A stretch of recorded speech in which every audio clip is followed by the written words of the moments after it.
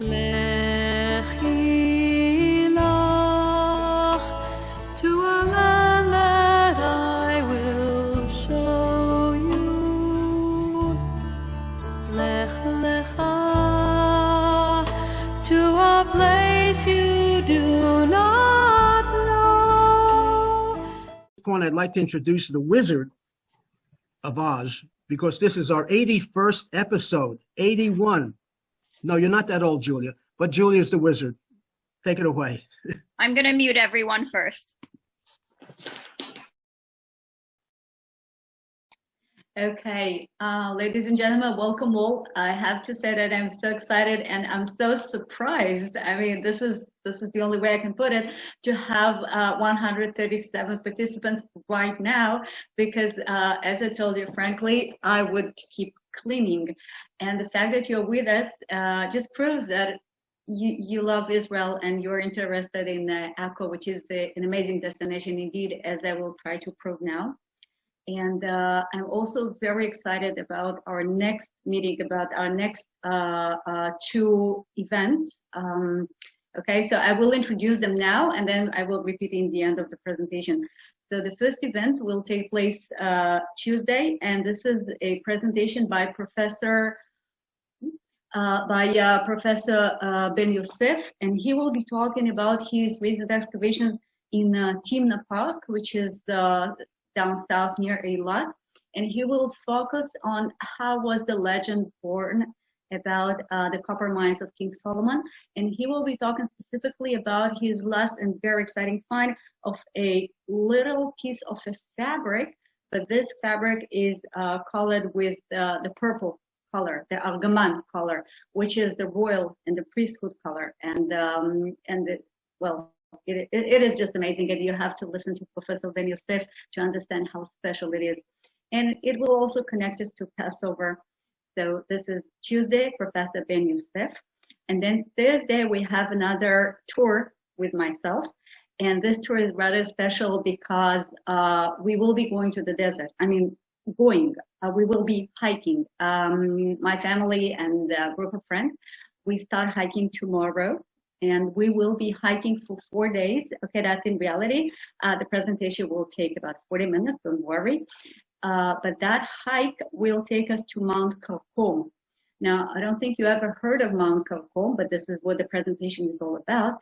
But I will just say that Mount Karkom is one of the suggested possible locations of Mount Sinai. And, well, if you think of it, you know, we are all about the 10 Commandments and the Torah, and these were given to Moses on Mount Sinai, but where is Mount Sinai? Okay, so actually we have a few suggestions, we have a few options, and one of them is Mount Karkom, which is in the Negev Desert. So we will be going to Mount Karkom. And you know that the blessing to Abraham was that his descendants will be as multiple as the stars in heaven. So we will enjoy stargazing, okay? Virtual stargazing, but it is a real stargazing for our guide there. And you know, there's no better place to watch stars in the desert because it is so dark and you can see so many of those. So personally, I'm very excited about the hike, and I'm very excited about the next presentation we are going to enjoy together. So having said that, I would like to remind that this is a pay-as-you-wish presentation, and well, I will be very happy if you donate and support the project. So having said that, I will finally share my screen. Just a minute. Wait. Share screen.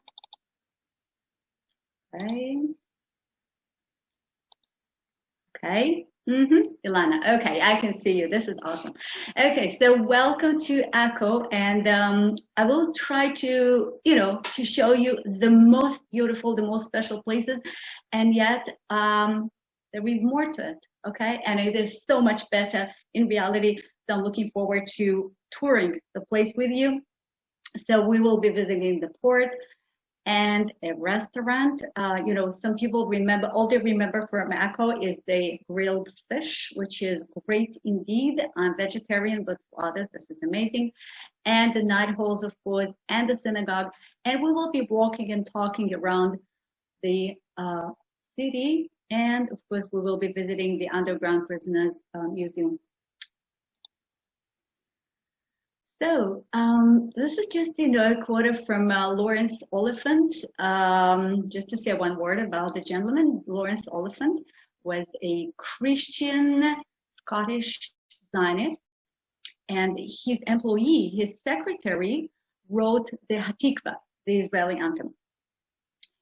So Lawrence Oliphant, who lived here in Israel for quite a few years, he said that of all towns along the Syrian shore, from Antioch to Gaza, there is no other town whose history is so full of events such as Acco, same thing. And there is no other town whose influence on the whole country's fate was so grand. Well, I would add, not just the country's fate, but the Western world fate. So Acco is a modern Israeli city, mixed Jewish Arabs, but we will be exploring the old city only. This is what the old city looks from an aerial view. And it is very old indeed. You know, Acco is one of the oldest cities in Israel.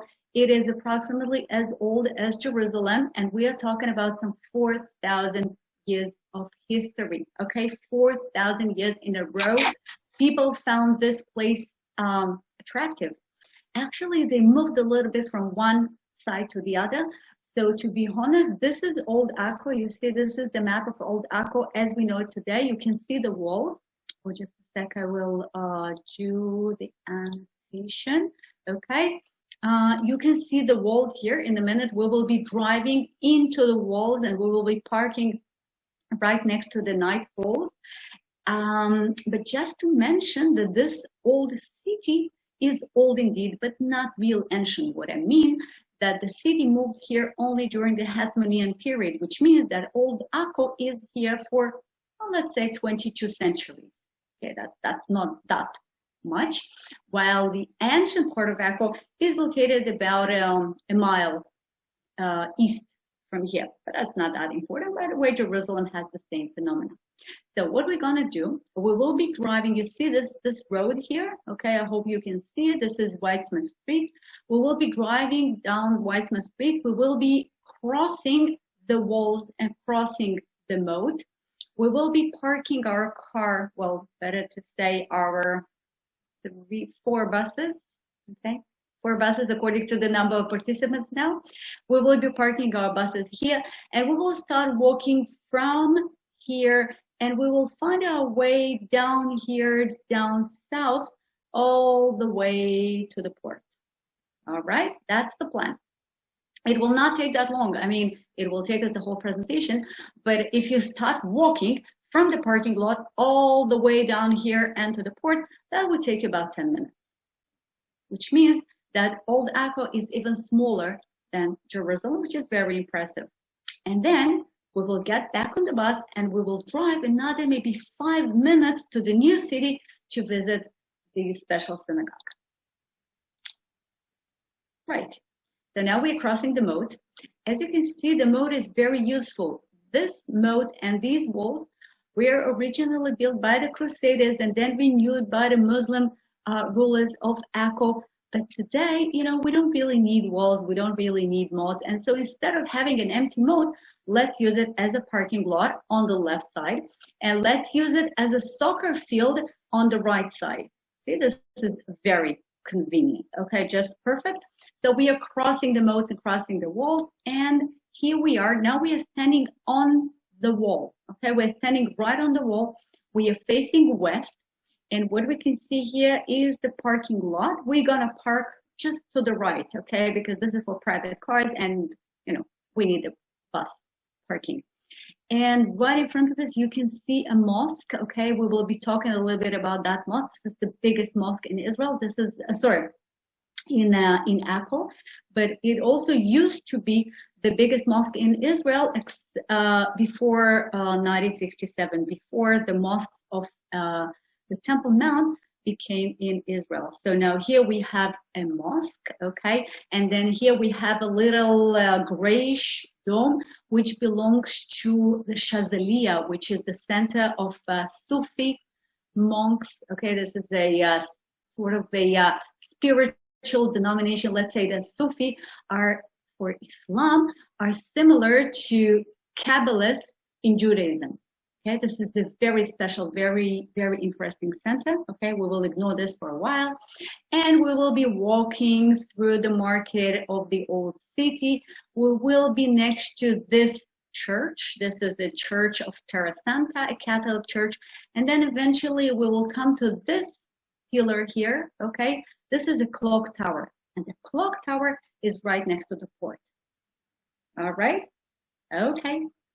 And just to mention that these walls we are standing on protected and saved Acco from this guy. You know who am I talking about? This is Napoleon Bonaparte, Napoleon the Great, of course, who arrived here 222 years and 5 days ago, precisely. Okay, it is such a beautiful day that I had to put it out. Okay, 1799, Napoleon actually walked from Alexandria in Egypt, where he arrived by sea, and then he walked north along the coast, and he conquered Gaza, and he conquered Jaffa, and he conquered Haifa, and then he made it to Acco, and then he never made it into Acco. So right now we are standing on the walls which protected Acco from Napoleon exactly, well, this long ago. And after the siege of 54 days, almost 2 months, Napoleon realized that, I will not probably make it. And then he walked all the way back to Alexandria, losing so many soldiers on the way, and he sailed back to France. So maybe, you know, who knows, but maybe without the walls, Napoleon would make it all the way to, you know, where he wanted to go? Like, well, he was planning to make it to India. And if that would have happened, so Napoleon would form the biggest empire ever, and the course of history would be different. But that didn't. So now, this part of the moat is still being developed. As you see, some excavations, and then they plan to make a park here. This is the same mosque you saw before. And now we are on our way to here. You can see this red circle. And this is the Citadel of Aqua, which started as a Crusader period citadel. It continued as an Ottoman period citadel, which continued as an Ottoman period prison, which continued as a British mandate prison. And today this is a museum. So that's our destination now. We're walking downstairs. And here we are. Well, this is not a citadel. This is David Neal. Those of you who've been to Acco, you might be familiar with the gentleman, an old Jewish gentleman, David Neal. He's a specialist in copper, what you call it, plates, copper decorations, copper embroidery, Pesach plates and stuff like that. The whole thing is handmade. He makes beautiful little demonstrations for tourists there. I don't know if any of you ever been here, but this is a great place. I was so surprised and happy to see him working. So I asked, "Oh, you're back in business, you know?" And he said, "Well, we opened 2 weeks ago. We have no customers, but we don't care. We don't want to stay home any longer." So here he is. And well, imagine we shopped.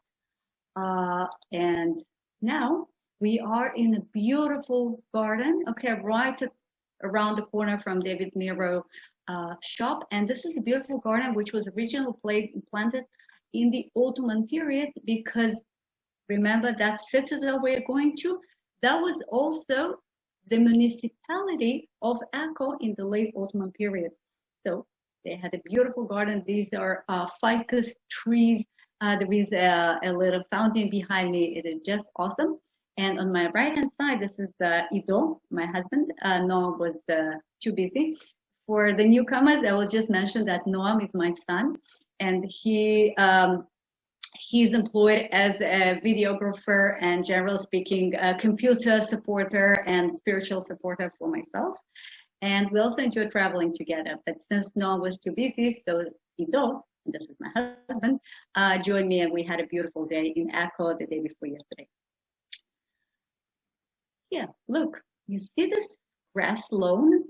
Well, it is a beautiful grass lawn, which is sometimes even used for weddings, by the way, Muslim weddings, because right here, right on top of the grass lawn, you can see the green dome of the mosque, which we saw before. And as I mentioned, this used to be the biggest mosque in Israel before the mosque of the Temple Mount, which were in Jordan, of course, before 1967, okay? So this mosque was built by a very famous and very cruel ruler of Acco, whose nickname was El Jazar. El Jazar means a butcher. Okay, that's exactly the description of the guy. And El Jazar was the one who ruled Acco when Napoleon came 2 years ago and placed the siege of Acco. So El Jazar won, and well, obviously he was happy. He built a mosque, and that mosque is so big, so important, and very holy, because inside that mosque there is a little box. Okay, inside this box there is a smaller box, inside which there is a much smaller box. Okay, approximate size of matches box, and inside which there is a hair from the beard of Muhammad, which is amazing, because, you know, it sounds funny, but if we think about the fact that I think we would be very happy to have a little something from Moses, you know, better to say Abraham. We have nothing, but they have a little bit of his beard.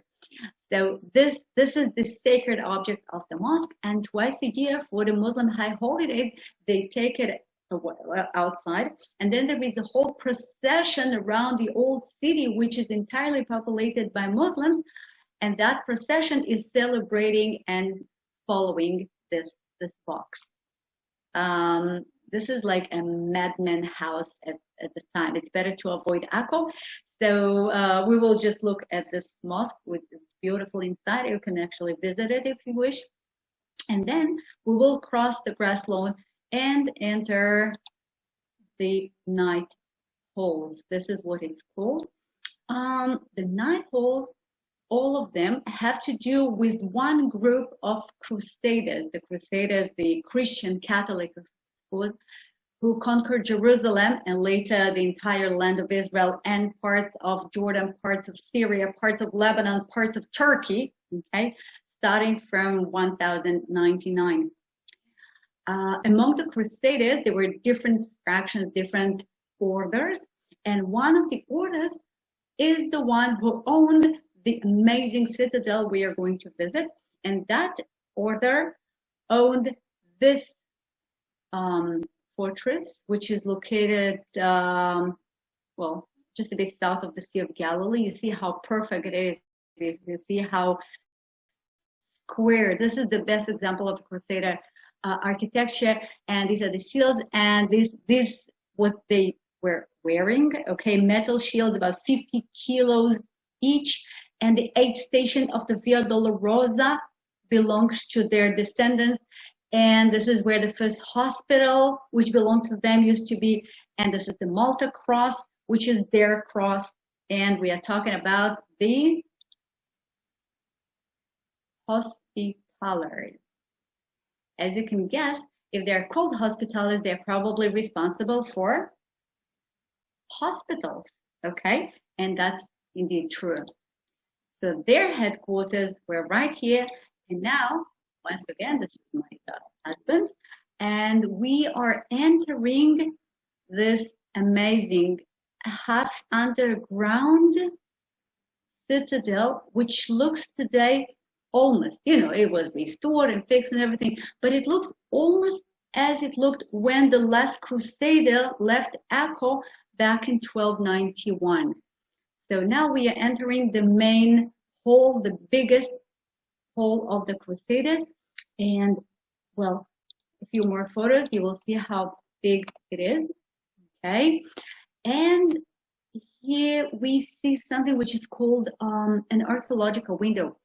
We always have that question, and this is a difficult one. I mean, we're talking about Acco, okay?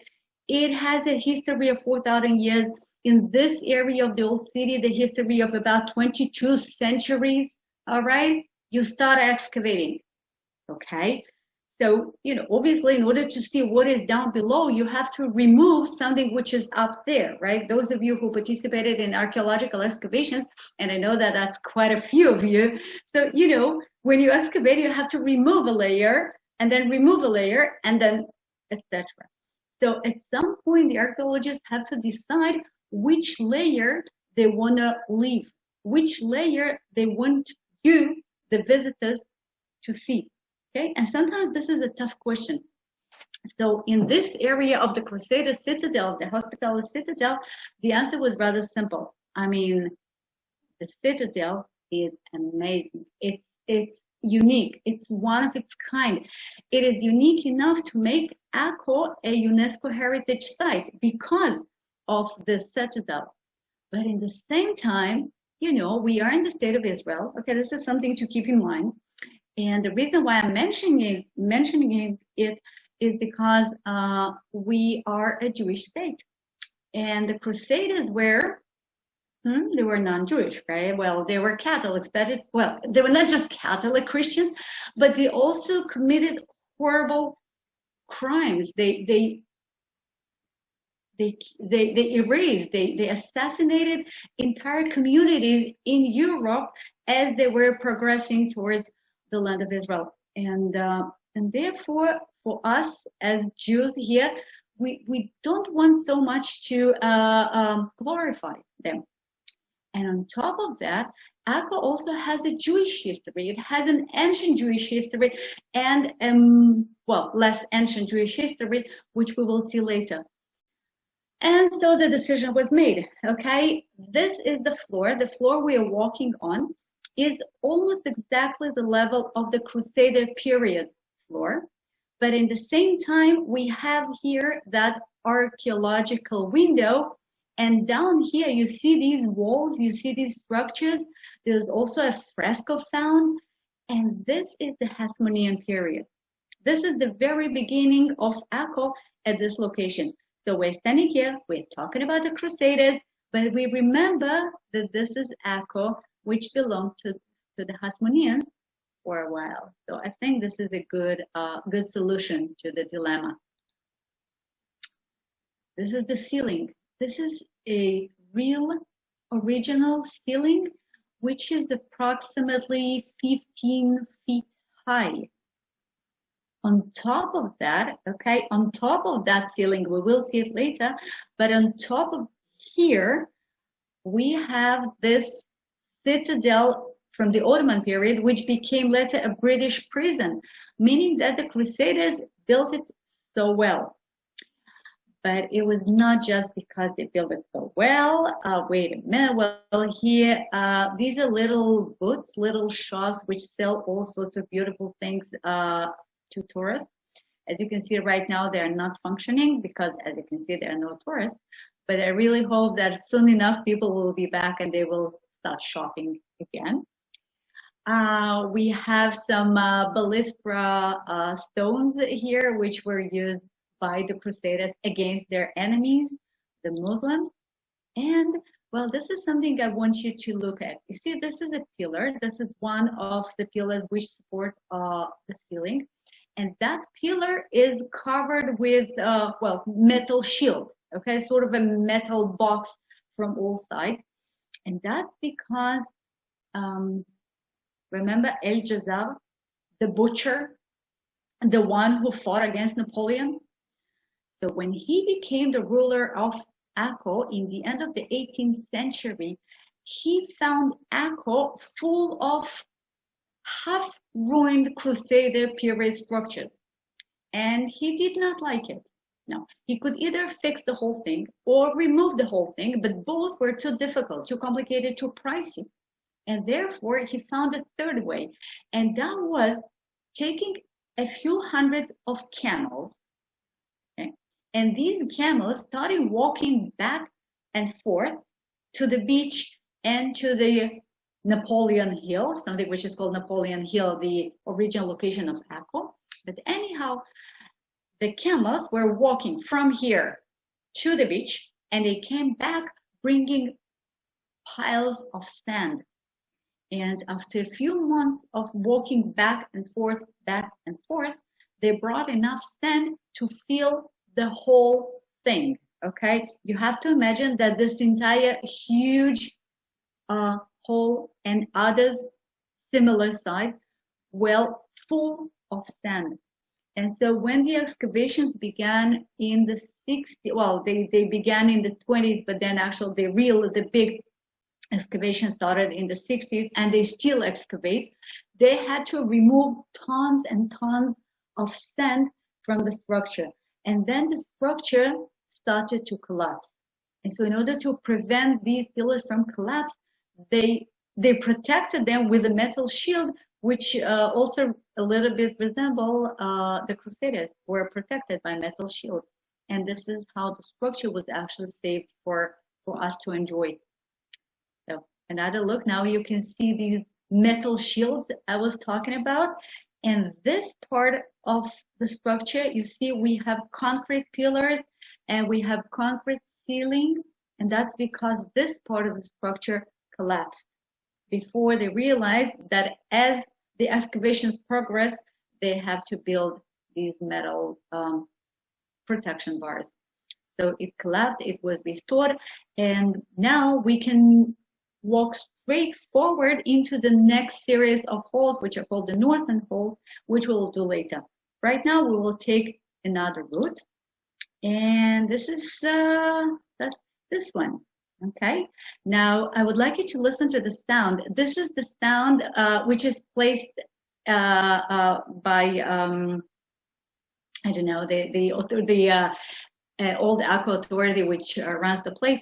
And the idea is that you're walking down the street from the Crusader period. I mean, in a minute I will start the video, and you will see that this is the original pavement of Acco of 800 years ago, which is amazing.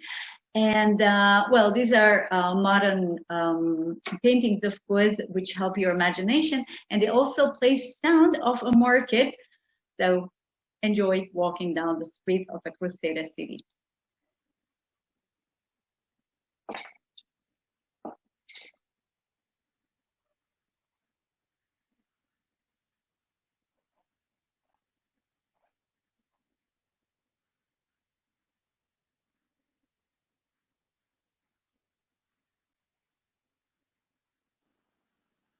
Could you hear the sound? There's no sound. There's no sound. There is no sound?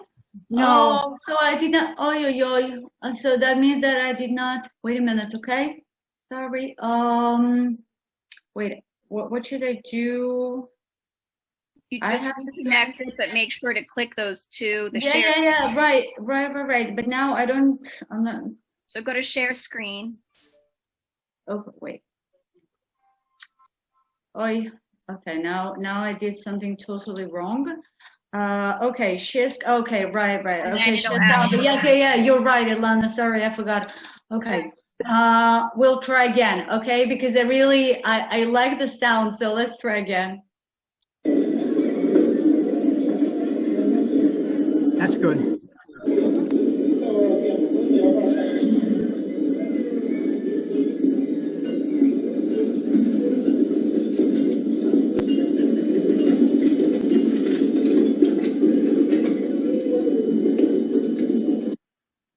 Okay, well, now you could hear the horses, and I think there was somebody who was selling some metal stuff, so he was making noise as he progressed. And this is the pavement. I mean, this is the real one. Now, it is a bit confusing because this is the real pavement, but this roof here, the ceiling here is not real, of course, okay? It is here because up there we have people who are living today.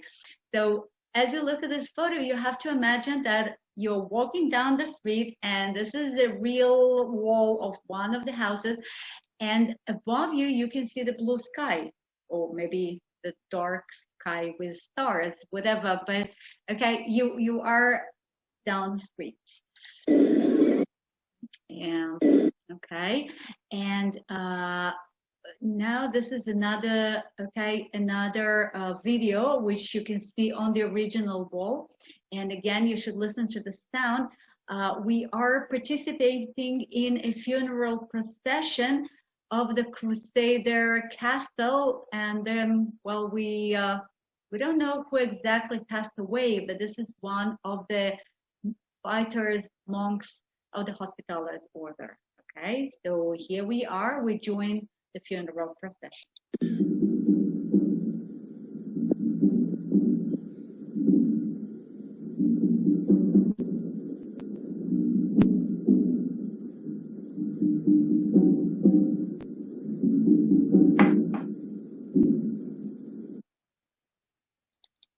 All right, and here, this is a graffiti. You see, this is an original graffiti, which was made by whoever, he did not sign. This is probably a heraldic charge, as you can see, and there are also other graffitis from the Crusader period. There is a graffiti of a bow, there is a graffiti of a horse, there is a graffiti of some imaginary animal. And these graffitis are so special. Somebody walked down the street 800 years ago. He was bored. He made a little graffiti. It survived. And so, we don't like, I mean, if we're talking about art, so graffitis are nice. But when you see a teenager writing her name, like Tom loves Lisa or stuff like that, we are so mad. But when you think about it, within 1,000 years, somebody will be so happy to find a graffiti and learn about our culture, names, and stuff like that. But maybe today we have enough computers, so we don't know. But that, again, it takes me to the next presentation I'm so excited about, because one of the reasons to think that maybe Mount Karakum is Mount Sinai is because it is so rich with amazing, enigmatic, and apparently cult-oriented rock carvings. The whole mount is full of rock carvings, which definitely talks about some divine, things which took place there. Anyhow, that's next time. Just want to say that graffiti is wrong unless it makes us happy. So more pictures which will help you feel like Crusaders. Here at the bottom right, you can see the port, and somebody is eating a pomegranate here. And whoa, you see, we are walking down the street, and all of a sudden we're stepping on a glass window. That's me, okay? And down below, we don't see much, unfortunately, but down below, there is a huge, narrow, long, tall tunnel, which is probably an escape tunnel. It is closed today because of the pandemic. Fortunately, the Nightholds are open, so we will not be able to walk down there. Normally, we do walk down there, and that takes us to the crypt of the Church of St. John, but not today. Anyhow, just for you to notice that as you walk down the street, down below, there is an escape tunnel which could have been used by the Crusaders in case of emergency. So we keep walking, and we keep walking, and we keep walking some more, and then we make it to the nicest square structure, which is probably the dining room of the Citadel. Again, it is big, wide, beautiful, metal bars supporting the pillars, and in the corner there is, see, it looks like a flower. I hope you can see that flower, right? Ilana, can you see it? Yep. Okay. So that flower is right in the corner as the decoration of this lower part of an arch. And look, there is a story to that flower. So this flower is a lily, and this is what a lily really looks like. They are sort of similar. And that lily was adopted by the Bourbon dynasty as their heraldic symbol. And therefore, when this gentleman, and this is the King of France, Louis IX, and he is also called the Holy King. He's actually Saint Louis IX.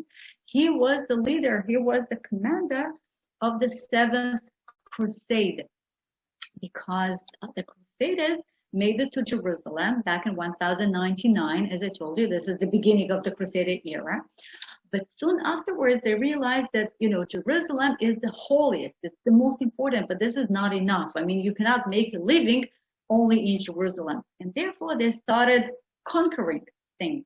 And the Crusader kingdom grew bigger and bigger and bigger. And pretty much in the beginning, Acco was taken over by the Crusaders.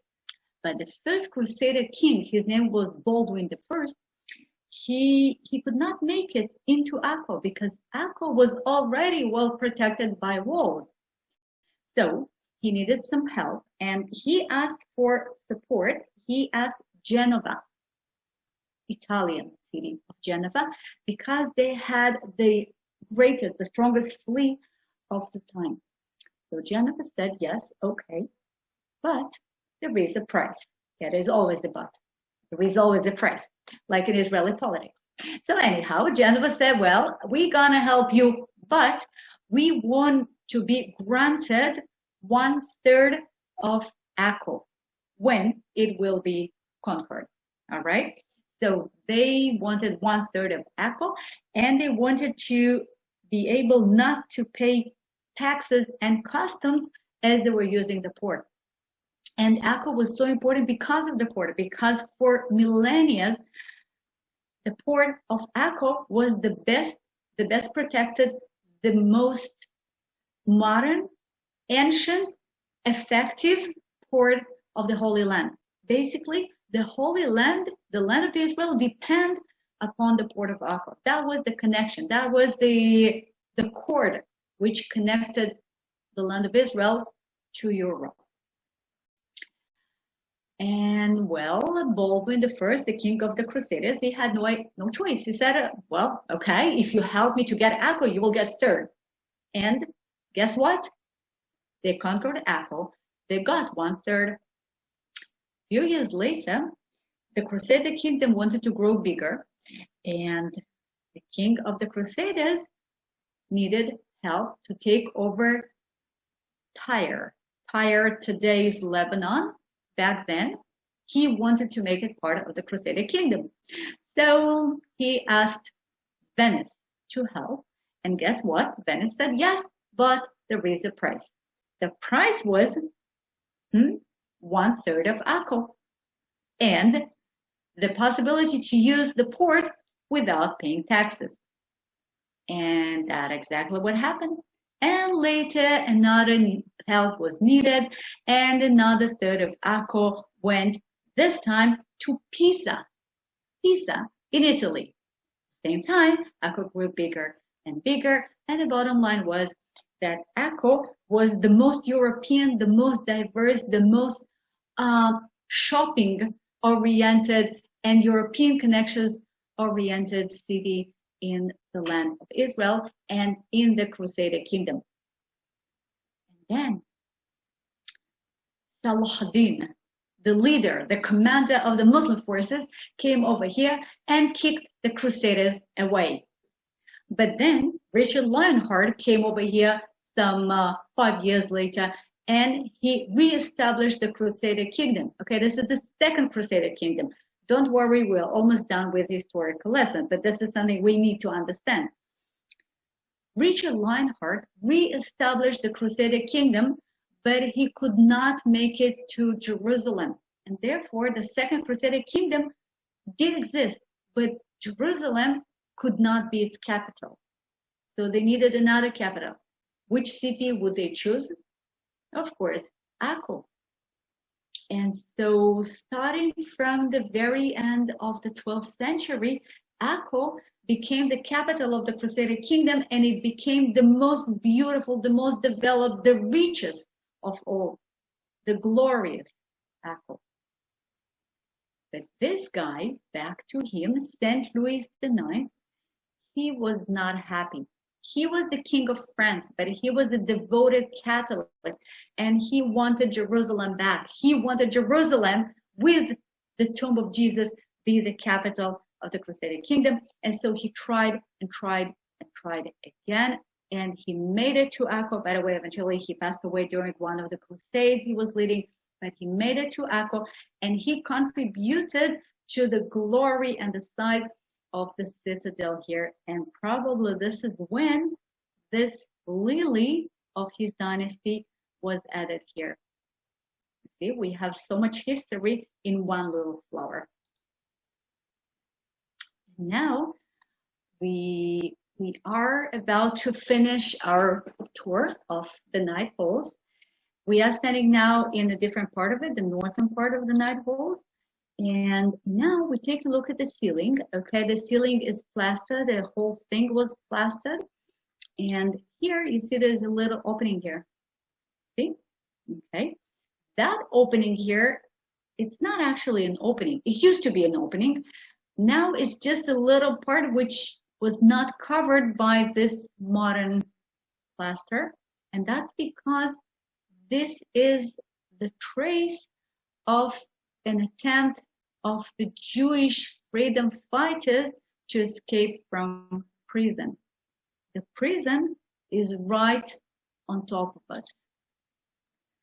So we are moving forward. These are some finds, beautiful finds on display in these holes. This is the square, the central plaza of the citadel. The citadel is built all around it. Beautiful staircase, amazingly preserved, which would bring you to the palace of the Grand Master. But we came too late, and so that would bring us to the prison. Okay, that's already part of the prison. With a water system down below, and some capitals which were probably brought from Caesarea by Herzl.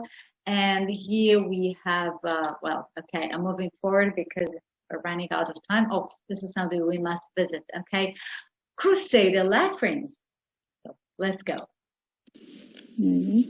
Okay, we're walking into one of the very interesting, I can't even imagine how disgusting it was when it was excavated, okay? But for us, it is already clean, nice, pure, okay?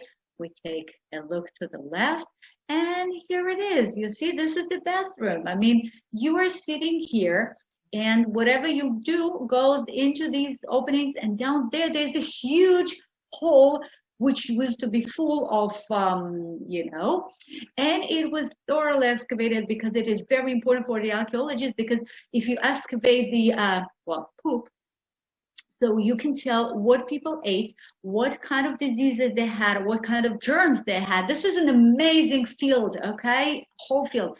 Some 60 seats.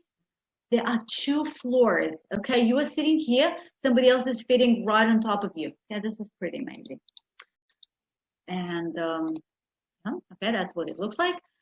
And now we are on our way. You see, this is the square plaza, which was entirely excavated. You can see this gray fence.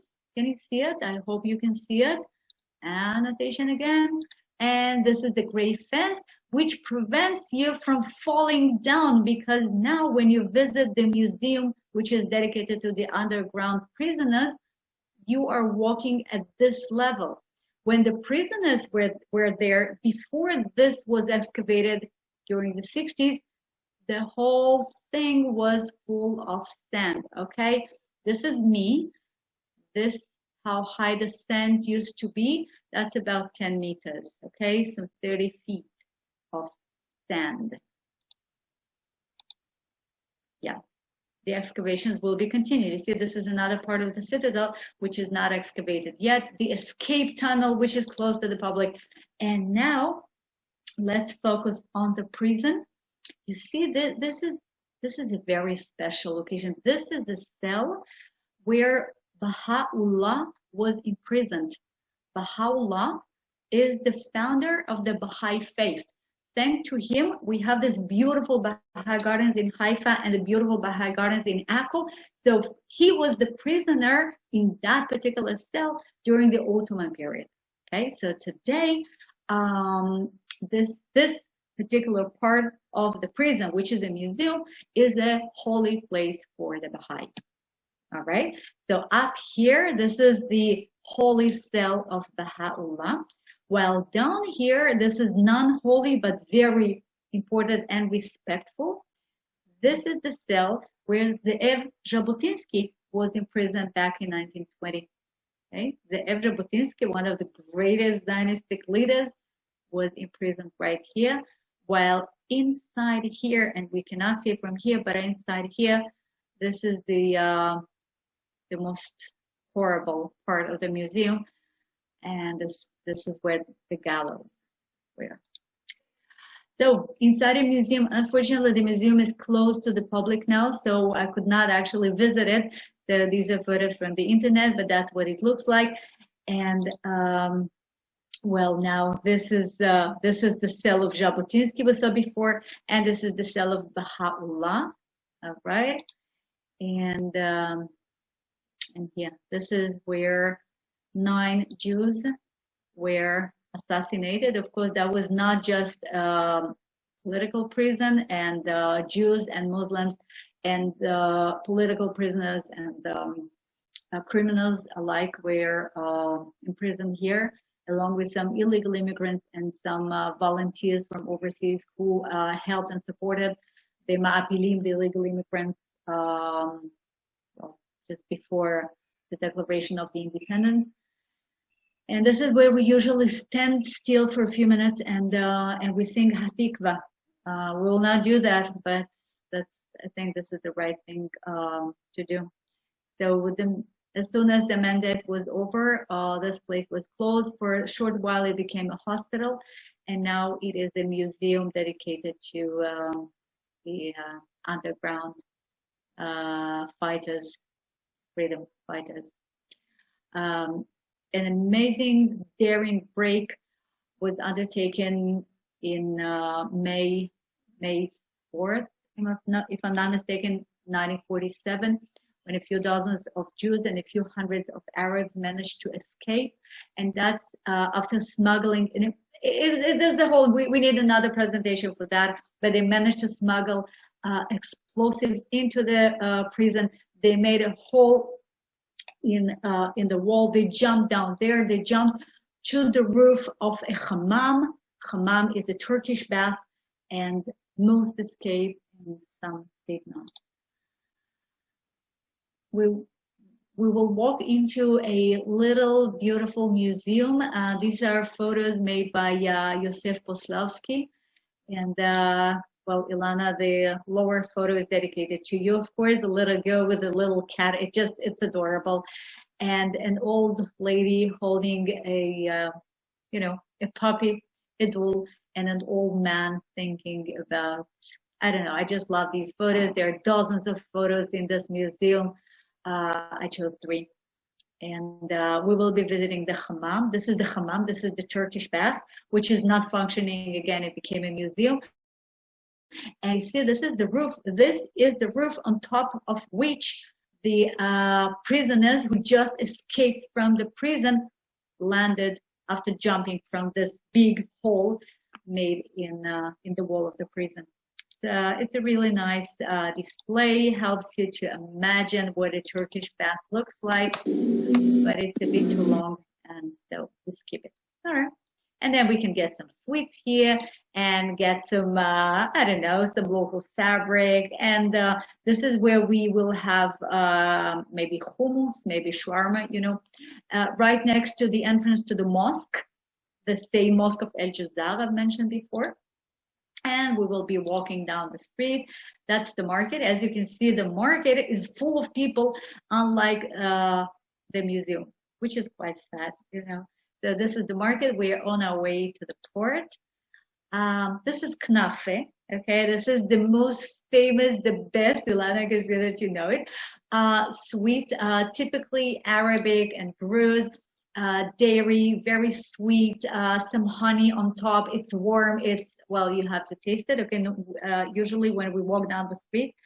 So right next to Miss Edith Uda, there is a guy who sells knafe. So that's something we normally do on the way. But now we are on our way to the Ramban, to the Ramchal synagogue. There is a little girl and a big cat I saw on the way, right, you know, in the market. Now we make it to the Ramchal synagogue, and that's what it looks like. Okay, Ramchal Rabbi Chaim Moshe Luzzatto. He is an amazing figure. Again, he deserves a special presentation, but I will just say that he lived for many years in Acco, and he was writing Kabbalah books, being supported and directed by a ghost, by a voice, which is called the Magid. Maybe the same one who was supporting Rabbi Shimon Bar Yochai when he wrote the book of Zohar, the fundamental book of Kabbalah. So this other way, this is a synagogue dedicated to Rabbi Chaim Moshe Luzzatto. He lived in Acco for many years. He's buried in a cemetery in Kfar Yosif. And well, this synagogue is not from his times. It's a bit younger, but it is dedicated to him, and it might be the same location. A new center dedicated to the Ramchal and to his numerous writings. Okay, we are entering this center, which is again partly Crusader, partly Ottoman period structures, partly Mamluk structures. We're talking about so much history here, but this particular part is dedicated to Rabbi Chaim Moshe Luzzatto. And well, this is like the very, very modern technology, but I actually liked it. You see, these are not real books, okay, just a model. And here we have real computer screens, which we're welcome to touch. Okay, let's keep this one. All right, so now you see these are the various books written by Ramchal, by the rabbi, okay, with a different name. It's all in Hebrew, but it doesn't really matter. And now we touch the screen, all right? Okay.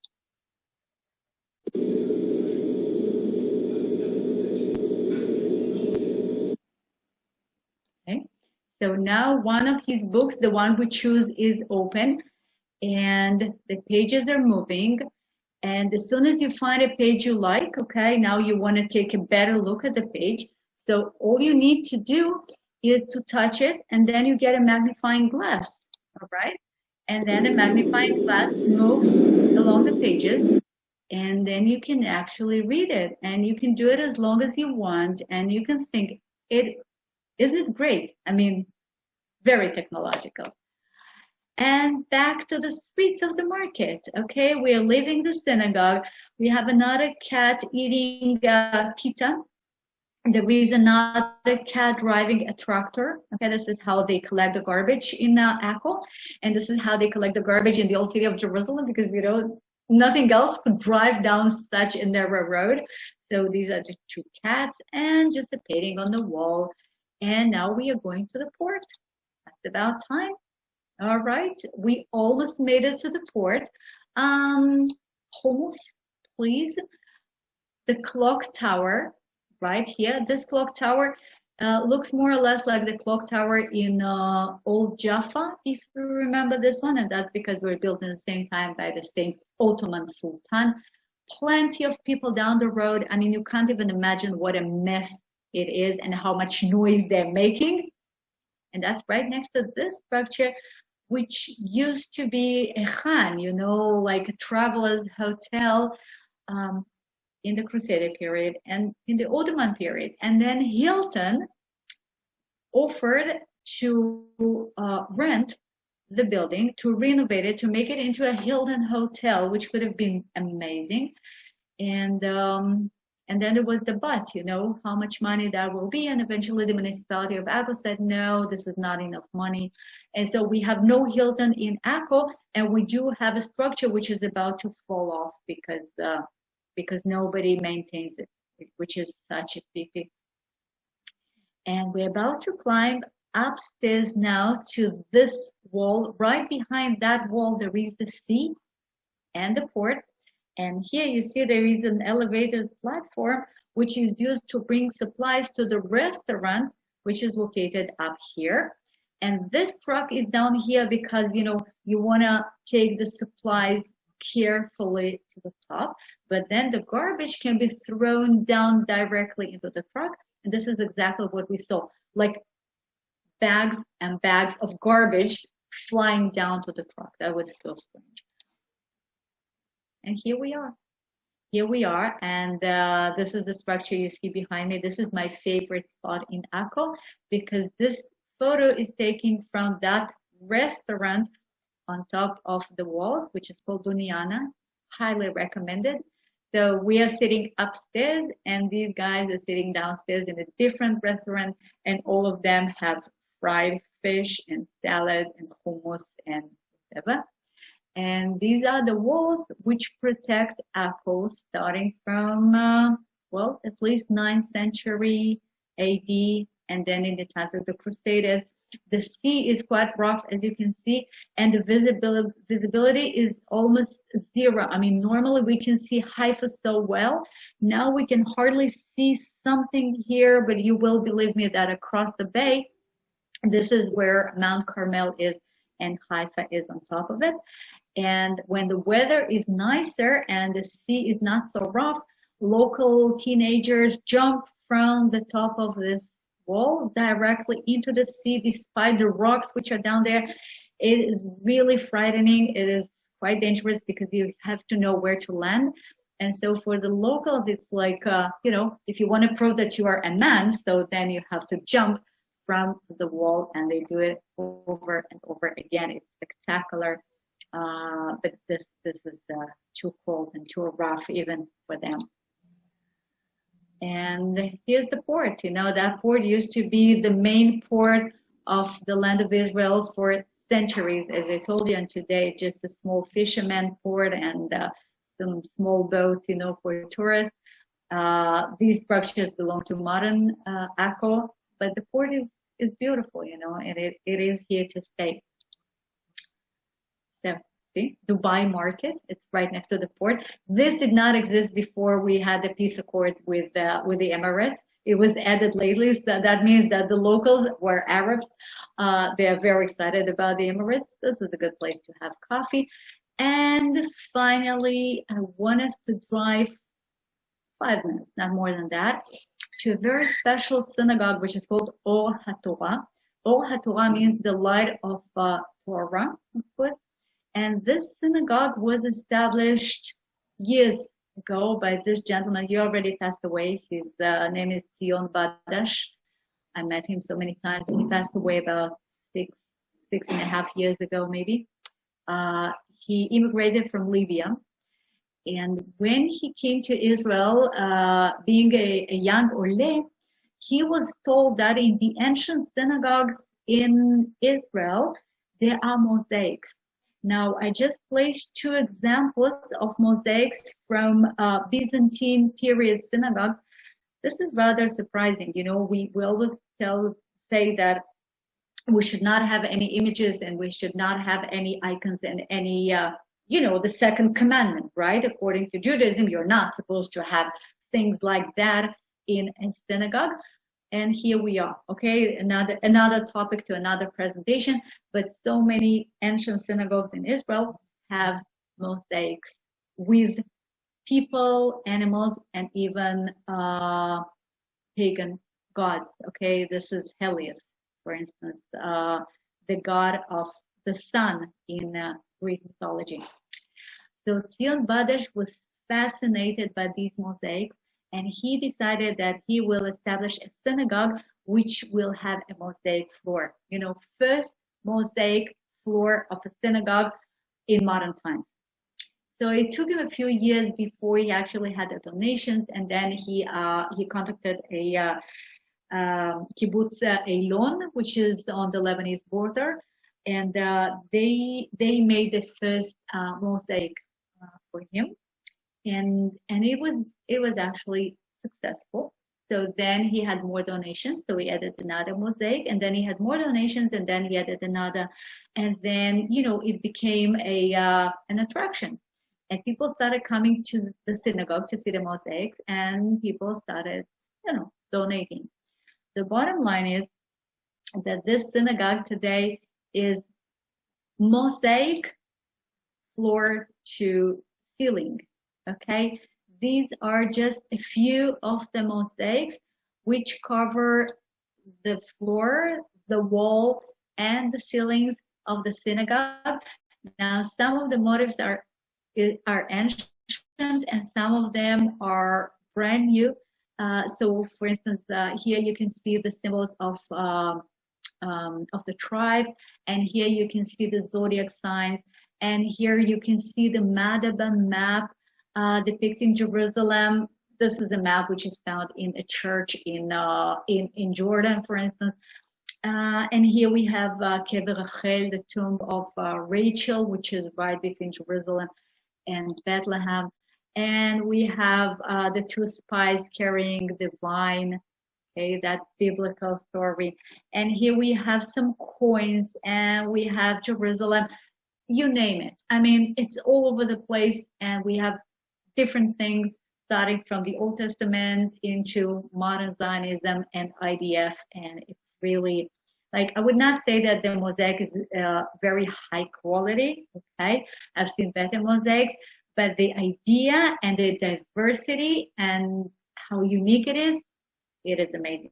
So again, another something which is highly recommended for you to visit.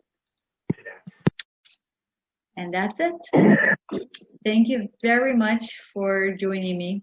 I really enjoyed your company, and I really enjoyed actually preparing this presentation. Once again, you see, this is where we started. Okay, this is the Mosque of El Jazar, and we walked all the way. This is Khan El Umdan, which did not become Hilton, and then we were standing right here by the restaurant, and we've been next to the port around here, and then we drove to the synagogue. So thank you very much for coming, and Chag Sameach, and happy Passover, and pay as you wish, and looking forward to seeing you in reality. So now I will stop sharing, and I'm open to questions, of course. Thank you.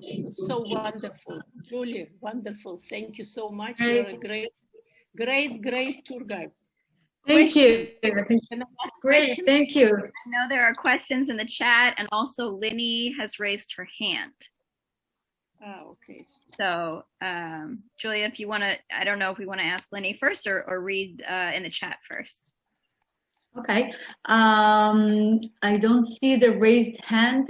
Where do I see it? Raised, it's down now.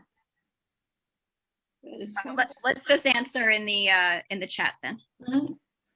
All right. Okay. So, okay, let's see. Greeting from Calgary, Alberta, Canada. Thanks. And okay. And Toronto, and Los Angeles, and Bronx.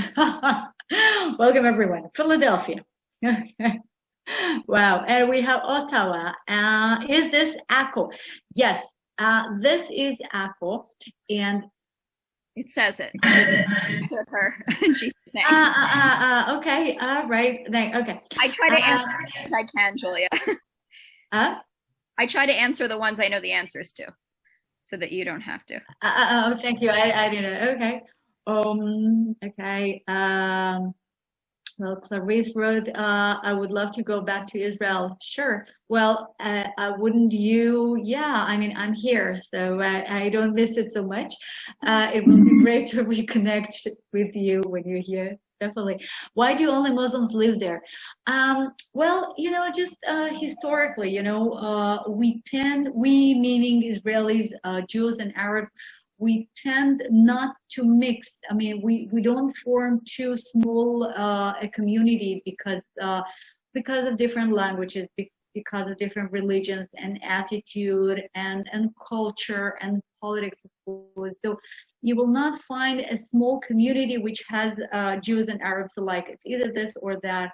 So historically, Muslims, Arab Muslims, and some Christian Arabs as well, but primarily Muslims, lived in the old city of Acco, and therefore Jews did not settle in there just because it's too small and populated. So in modern Acco, there are Jews and Arabs, Jews and Muslims and Christians alike. There are a few Jewish families who live in old Acco today, but these are they are connected to tourism. So like there are a few hostels which are run by Jews, by Jewish owners, and the owners live in old Acco. But this is like only recently, and it's not a community. These are just a few families, and they are old enough not to have children living with them because because then schools or kindergartens would be difficult because there is no Jewish community. Okay, Napoleon conquered Egypt, but it supplies, okay. That's there is a true, Harry, you added about Napoleon. Of course, this is so true. It looks like a dreidel. I'm not sure what that was. They're talking about the graffiti that was carved into it sort of looked like a dreidel, and people were agreeing. Underground in the tunnels. It looked like a dreidel. Okay. Well, no, I don't think the guy who painted it thought of a dreidel, but okay, I agree. Okay, how big is the graffiti? The graffiti is rather small. It's about this size. Okay, and you don't actually see it because the Antiquity Authority, they want to preserve the graffiti, and they are afraid that if people will be able to touch it and, they will erase it or they will damage it. So you don't actually see the graffiti. The graffiti itself is hidden, okay? You don't even know where it is. And then the graffiti, like big size, is projected on the wall. So what we saw is not a real graffiti, it's a fake graffiti, all right? All right. Gail, a sailboat owner, friend of Sorel, maybe invited our group to go night sailing out of Acco. Yeah, this is great. They have nighttime, daytime. They have fast boats like tornado boats for younger people. It's great. Fleur De Lis. Yes, it is called the Fleur De Lis, and this is a lily. Lily, by the way, is also one of the symbols of Virgin Mary, and it is considered to be synonymous to purity. You saw how white and shining and pure indeed it is. So it has to do with Virgin Mary, and that's why it was adopted by the Bourbons, because they wanted to express their connection to Christianity and their purity. Fleur De Lis is also the symbol of province of Quebec. Oh, I didn't know that. Okay. Reference. Okay. Geneva, Venice, and Pisa, each with a third of Acco. No one left for Baldwin. Italy ruled. Well, yes. I mean, the thing is that you are right. Geneva and Venice, they got 1/3 indeed. Pisa actually got a little less. But by the time the whole thing happened, so another part was added to Acco. So actually, Acco in the Crusader period was larger than Acco we see today, and so there was enough room for the Hospitallers, which we visited, for the Templars, which we did not visit because nothing had survived. Actually, the place where the palace of the Templars used to be is, well, a flat rock in the sea. And there was also a little room for a citadel, which belonged to Baldwin and later to other Crusader kings. Herod built a port at Caesarea. Why not at Acco or Jaffa? Oh, this is okay. This is a good question. Well, for two reasons. First of all, Herod wanted to make a statement. He wanted to build something from scratch. He wanted to create a new, brand new, perfect city. Okay, so he deliberately chose a location which was nothing. Okay, it was empty. And that location is Caesarea, and that location is in between the ports.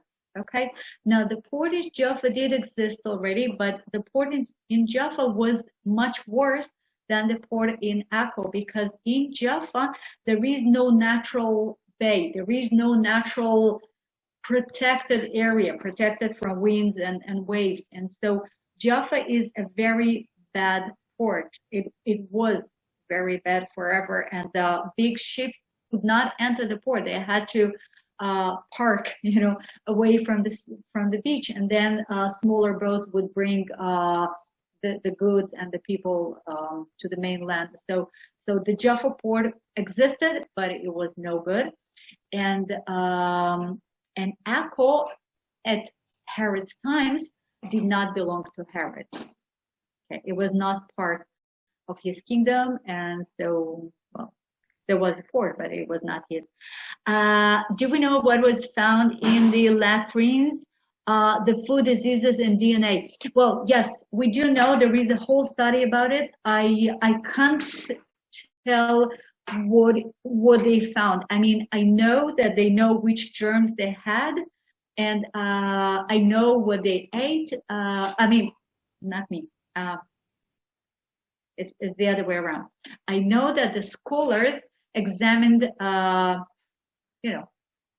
stuff found in the latrines, and there is any information about it. But personally, I never investigated the topic. So I know that they had diseases and germs, but I don't know what. I'm not sure about the DNA. The jailbreak in the movie Exodus was filmed here. Yes, that's true. Okay. Becky was there in mid-70s, tore through the tunnel. Very claustrophobic. Yes, that's true. I mean, before taking people to the tunnel, I always tell them that if you are claustrophobic, maybe just a little bit claustrophobic, it's better to avoid, and then it's better to use the the main entrance. You can walk back and forth, and quite often I have people who don't want to do the tunnel, while others are actually excited about the tunnels. And so then people who don't want to do it, they wait in this beautiful garden with the big ficus trees, and I come back to pick them up in the end of the tour. Oh, Ilana, you have gotten very lost in that market, really? Oh my God. I completely forget Acco in September. I always think of the time when I was there when I was 16, but my dad wanted to see the Templar tunnels. So we went in September, and we went out and we went through the town to find these additional tunnels. Mm-hmm. Yeah, the Templar tunnels, right. And we got lost on the way back, and I have no sense of direction, and my dad doesn't have one anymore. So it was about an hour of being lost. Wow. So, but you've been lost in a tiny little space, so that's why I can see you here. I mean, you were safe and you found your way. I don't know. And there was good food, so it was okay. Okay. Okay. The name of the dessert, right, Ilana, this is knafe. Yes, definitely. It is amazing, right? Okay. Are must required or suggested? Well, they are required and compulsory, like legally, but just like any other thing which is required and compulsory and people don't obey. So same is true for masks, especially now when so many people are vaccinated, and so it's like, you know, if a cop faces you, so you can be fine, but otherwise, like, you can walk with or without, and nobody will say anything about it. So yeah, legally it is compulsory. What do you mean by could be a 4 seasons? I don't know what does. When you were talking about the hotel or the place being turned into a what was it? A Hilton. Oh, okay. Yeah, it was supposed to be a Hilton, but that never happened. What is the biblical story of carrying the grapes? Oh, okay. Well, to make the long story short, okay, when Joshua bin Nun approached the land of Israel, you know, after the Exodus and after spending the 40 years in the desert, when they approached the land of Israel, he sent spies. You know, he sent 2 spies to the promised land to see what this promised land is all about. How does it look? And so these 2 spies, they toured the land, and when they came back, they brought this huge, enormous cluster of grapes, which was so heavy that they needed to carry it together, you know, on a stick. And this is what you saw in the mosaic. This is quite a well-known story. And by the way, since these spies were those who toured the land and told the story to the others, so the symbol of Ministry of Tourism is exactly this: 2 people carrying a stick with a cluster of grapes. So if you Google Ministry of Tourism Israel, this is what you will see. Why no mosaics before? Well, first, I don't know. Second, I would guess that the mosaic tradition was lost so long ago. I mean, it was very, very popular, very abundant in the period of Mishnah and Talmud, you know, around the 5th to 6th centuries AD. And then the Muslim invasion actually stopped it, you know, and the Jewish communities, which were quite large and prosperous, they got smaller and poorer, and mosaic is complicated and expensive. And so they just stopped making mosaics. So, you know, there were no mosaics for about 15 centuries in a row. And so when Zionists started building, you know, new communities with new synagogues, so they never thought of mosaics. And nobody thought about the mosaics before Zion Badash made Aliyah, and he all of a sudden was like, whoa, this is what I want to make. And he did it. Okay? Just a personal dream. Oh, Gail, we only started outside of the synagogue mosaic. I had no idea they were inside too. Oh, yes. Sure, most of them are actually inside. Okay, Sandra, thank you so much. Thank you all.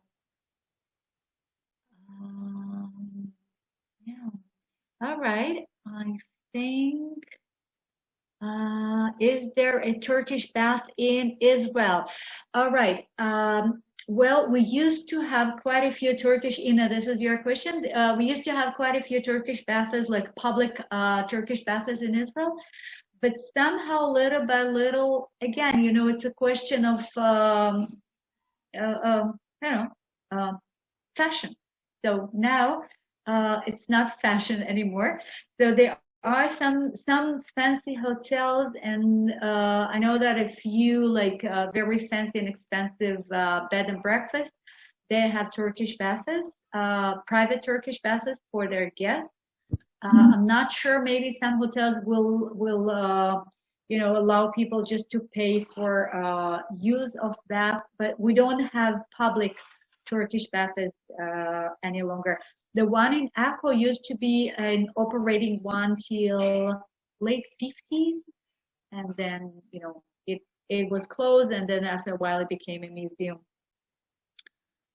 All right, were Crusaders like Nazi who were very brutally killed all the Jews on the way? Well, they did not kill all the Jews on the way, because if they would, so maybe there will be no Jews in West Europe survived. So No, they were not Nazis. I mean, they did not have that idea of, let's get rid of the Jewish people. It was not part of their agenda. But as they were progressing, they were Christians, and they were on their way to purify and save the tomb of Jesus, the Messiah, for them.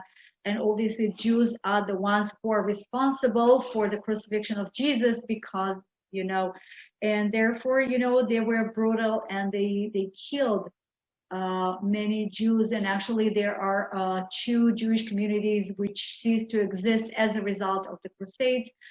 But I would not compare them to Nazis.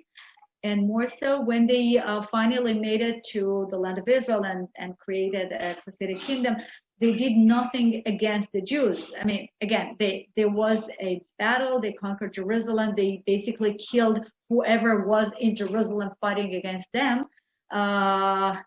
War is war, but then and it was over. I mean, Jews kept living in the land of Israel. There were Jewish communities.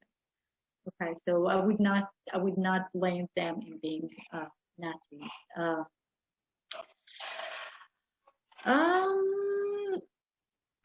All right. I think. Oh, there is another question. Repeat. How do you compromise images in the mosaic? How to compromise images in Mosaic synagogue? Nahum, I'm not sure I understand the question. If you are still here, Nahum, you're welcome to unmute yourself because I don't understand the question. Well, apparently he's not here. Okay. It's forbidden to use images in the Jewish culture, in synagogue. Okay, I see what you mean. Okay, well, we have quite a few studies and quite a few scholars addressed the question. Okay, it is a good question. We don't have the answer. We have different theories, but I don't think this is the right time for it. But I will only say that you cannot argue with facts. We have so many synagogues found in Israel with all sorts of images, including, as I said, images of idols. All right. Now we have a few explanations to that, but the fact is a fact, no matter what the explanation is. And what Zion Badash said that even though it is not customary, even though it's not something we normally do, but since this was done by our ancestors, by the greatest rabbis, people who wrote the Mishnah and the Talmud, and they thought it is okay, so it is okay for me as modern Jew, to do the same. So this is the thing. And sometimes in the future, I plan a presentation about mosaics in Israel, and then we will be talking about exactly this question.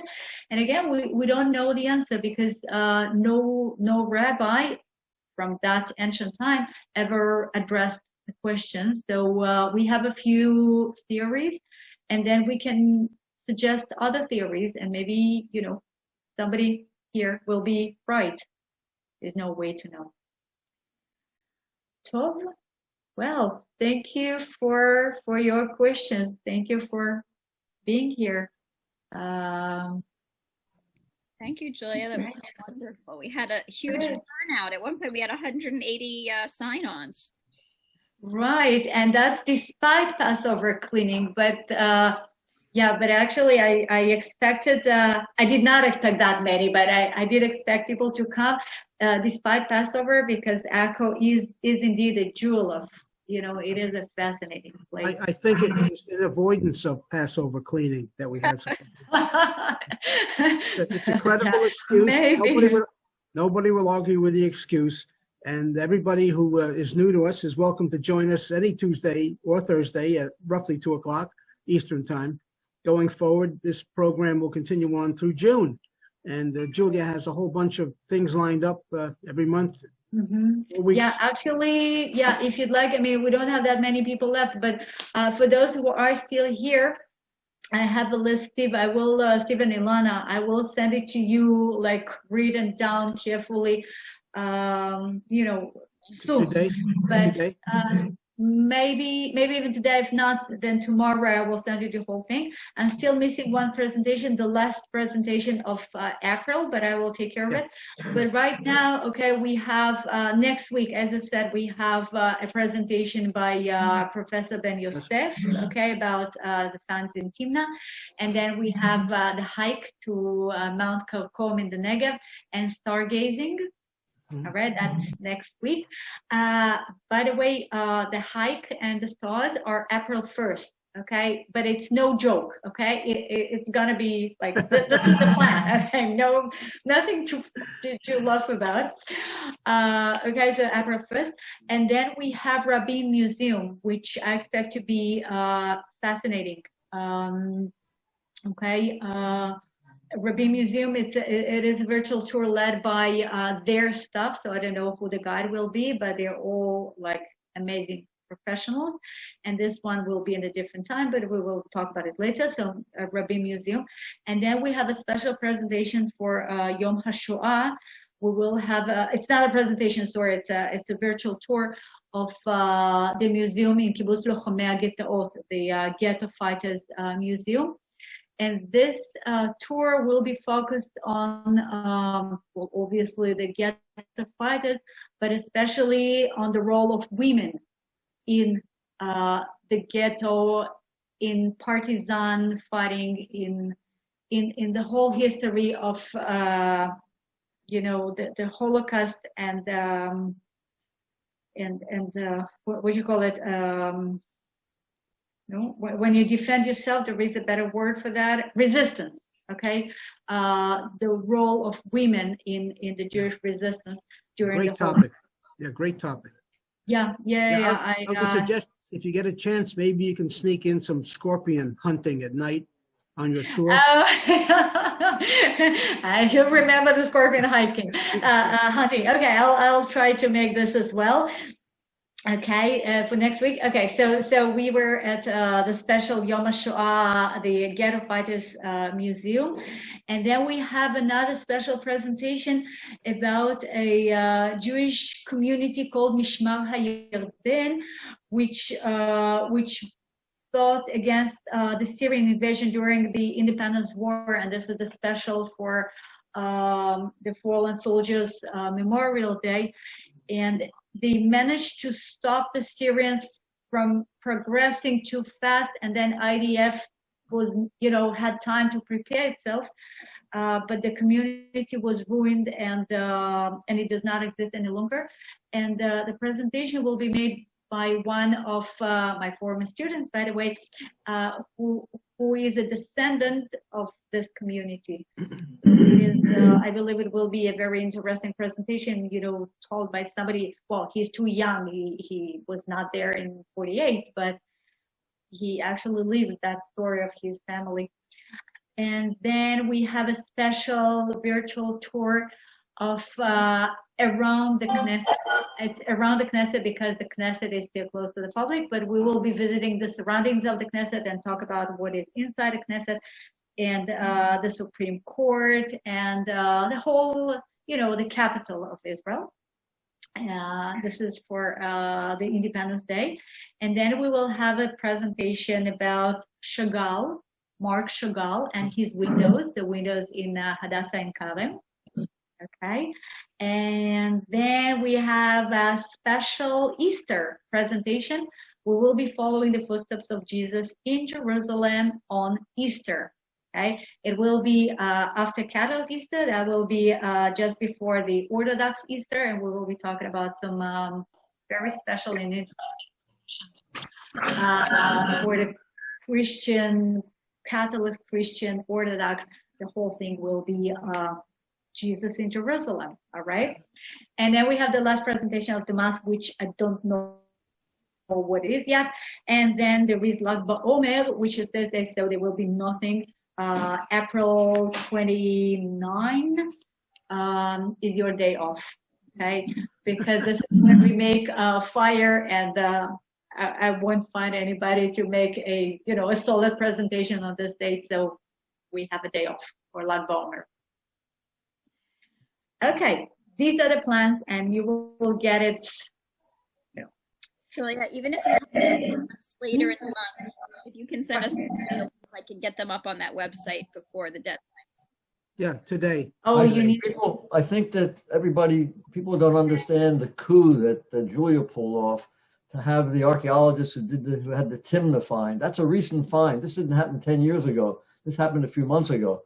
Right. So you really moved very quickly and very impressive, Julia. We're really looking forward to it. Thank you so much, Valberry. Thank you so much, especially for that presentation, because that was your idea. And thank to you, Professor Ben Yosef, who will be talking to us next month. Next week. Next week. Okay. So Steve, actually, Steve and Ilana, what you need for next week is only the hike, right? The hike to Mount Kalkom. That's the one you need urgently. So I will send it to you now, and the others will be maybe tomorrow. Perfect. Great. Thank you so much. Thank you so much. Thank you for coming, and thank you for posting it wherever it is. So we have 180 participants, which is amazing. Yeah. Cool. Julia, Yeah. Hey, Stuart.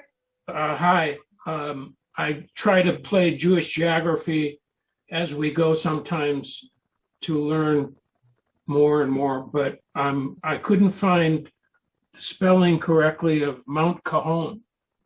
Oh, it is Karkom. It's Karkom.